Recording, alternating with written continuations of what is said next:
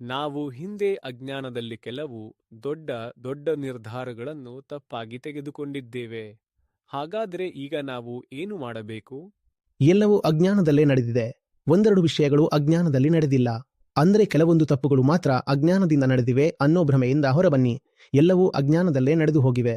ಹಾಗೆ ನೋಡಿದ್ರೆ ನಾವು ನಮ್ಮ ದೇಹವನ್ನು, ಹೆಸರು, ನೆನಪುಗಳು, ಹಳೆಯ ಅನುಭವಗಳನ್ನು ಹೊತ್ಕೊಂಡು ನಡೀತಾ ಇದ್ದೀವಿ. ಇವೆಲ್ಲವೂ ಅಜ್ಞಾನದಿಂದಲೇ ಬಂದಿರುತ್ತವೆ.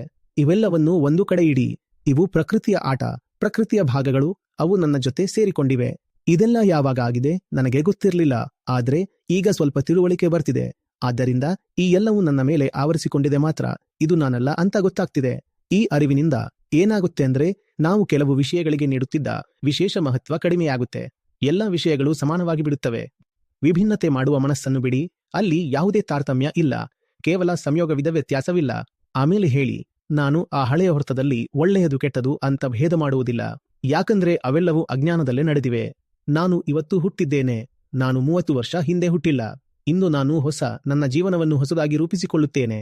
ಇದೊಂದು ಹೊಸ ಆರಂಭವಾಗಲಿ. ಹಳೆಯದ್ದೆಲ್ಲ ಗೊತ್ತಿಲ್ಲದೆ ಬಂದಿತ್ತು. ಅದರಲ್ಲಿ ಭೇದವೇ ಇಲ್ಲ. ನನಗೆ ಅದರೊಳಗೆ ತಲೆ ಹಾಕಬೇಕಿಲ್ಲ. ಆ ಪೂರ್ತಿ ಪೋರ್ಟ್ಫೋಲಿಯೋ ಒಂದೇ ತರಹದದ್ದು. ನಾನು ಹೊಸವನಾಗಿ ಹುಟ್ಟಿದ್ದೀನಿ. ನನ್ನ ಕಥೆ ಹೊಸದು. ಬನ್ನಿ ಮತ್ತೆ ಬರೆಯೋಣ. ಅವಾಗ ನೋಡಿ ಮಜಾ ಹೇಗಿರುತ್ತೆ.